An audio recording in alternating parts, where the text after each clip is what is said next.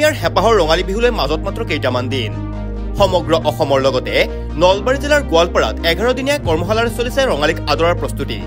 প্ৰায় 150 গৰাকী পৰীক্ষাৰ্থীৰ অংশগ্ৰহণেৰে উদুলি মুদুলি বিহুৰ কৰ্মশালাস্থলী পশ্চিম নলবাৰী গোৱালপাৰা হাইস্কুল প্ৰাংগণত অনুষ্ঠিত কৰা হৈছে বিহু নাচৰ কৰ্মশালা দক্ষিণ পকুৱা আঞ্চলিক ছাত্ৰসন্থাৰ উদ্যোগত আৰু ৰাইজৰ সহযোগত 11 দিনীয়াকৈ আকৰ্ষণীয় পৰিৱেশত অনুষ্ঠিত হৈছে বিহু নাচৰ আখৰা কৰ্মশালাখনত অঞ্চলটোৰ শিশুৰ পৰা কিশোৰী যুৱতীলৈ বিভিন্ন স্তৰৰ পৰীক্ষাৰ্থীয়ে অংশগ্ৰহণ কৰিছে বিহু কৰ্মশালাখনত সাংস্কৃতিক কৰ্মী শিৱসাগৰৰ নিতু বৰুৱা জ্যোতিষ্মা শৰণীয়া নলবাৰীৰ ডিজেন দাস ডিম্পী ডেকা পৰিস্মিতা ডেকা বিহালক্ষী ভূঞা সংগীত বৰ্মন দলিস্মিতা তালুকদাৰ মনোজ ডেকাই প্ৰশিক্ষণ দিয়ে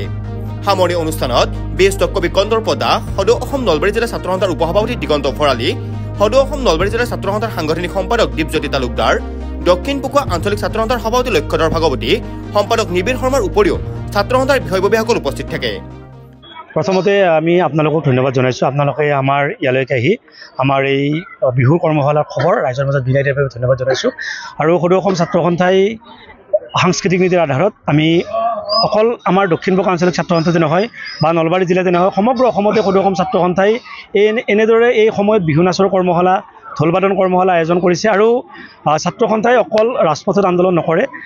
ছাত্ৰ সন্থাই সাংস্কৃতিক ক্ষেত্ৰখনতো এনেদৰে আন্দোলন অব্যাহত ৰাখিছে আৰু বিহুটোক শুদ্ধ ৰূপত ব্যাকৰণিক দিশত আগবঢ়াই নিবলৈ আমি নতুন প্ৰজন্মক এখন মঞ্চ দিছোঁ আৰু এই মঞ্চখনত দক্ষিণ পকুৱা আঞ্চলিক ছাত্ৰ সন্থাই কেৱল উদ্যোগহে লৈছোঁ বাকী ইয়াত সহায় সহযোগিতা বা ৰাইজৰ পৃষ্ঠপোষকতাত ৰাইজৰ অভিভাৱকতাত আমি প্ৰতি বছৰে বিগত বৰ্ষৰ দৰে এইবেলি আমি ইয়াত 11 দিনকৈ ইয়াত বিহু নাচৰ কৰ্মশালা আয়োজন কৰিছিলোঁ আৰু এইবেলি কৰ্মশালাত আমি প্ৰশিক্ষক হিচাপে আমন্ত্ৰণ জনাইছিলোঁ শিৱসাগৰৰ এগৰাকী বিশিষ্ট বিষয়া নিতু বৰুৱা আৰু এগৰাকী বিহুৱতী জ্যোতিষ্মা শৰণীয়া তাৰোপৰি আমাৰ দক্ষিণ পকুৱা অঞ্চলৰে কেইবাগৰাকীও ছাত্ৰ সন্থাৰ কৰ্মী ইয়াত বিহু নাচৰ কৰ্মশালাত প্ৰশিক্ষণ দিছে আমাৰ যুৱতীসকলে প্ৰশিক্ষণ দিছে আমাৰ অঞ্চলৰ আমাৰ স্থানীয় যুৱতীসকলে প্ৰশিক্ষণ দিছে আৰু আমাৰ এটাই লক্ষ্য এটাই উদ্দেশ্য যে বিহুটোক শুদ্ধ ৰূপত ব্যাকৰণিক দিশত যাতে আগবঢ়াই লৈ যাব পাৰোঁ নতুন প্ৰজন্মই যাতে বিহুটোক শুদ্ধ ৰূপত শিকিব পাৰে ব্যাকৰণিক দিশত শিকিব পাৰে সেই কথা আগত ৰাখি আমি ইয়াত 11 দিনকৈ এই উদযাপন কৰি এই কৰ্মশালা আয়োজন কৰিছোঁ আৰু পৰৱৰ্তী সময়ত অৰ্থাৎ বহাগৰ 10 তাৰিখে 24 এপ্ৰিল এইখন খেলপথাৰতে আমি ইয়াত এখন মুকলি বিহু অনুষ্ঠিত কৰিম আৰু এই মুকলি বিহুখনতে সদৌ অসম ছাত্ৰ সন্থাৰে হওক বা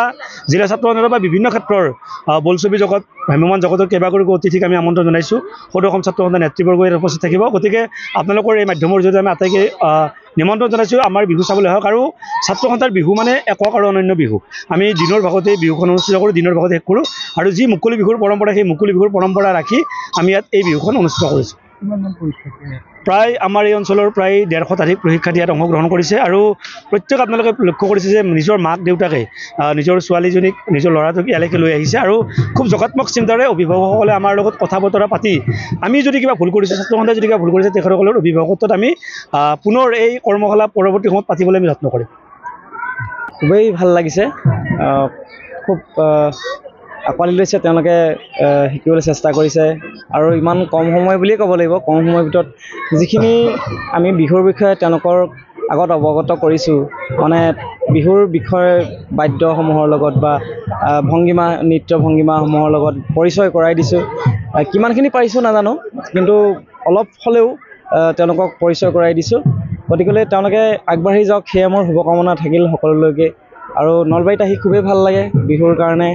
বিহু মাৰি আহিছোঁ ইয়াতে খুবেই এটা ভাল লগা বিষয় আৰু এনেকৈ কৰি থাকক উদ্যোগ লওক খুবেই ভাল কাম কৰিছে মই জনাত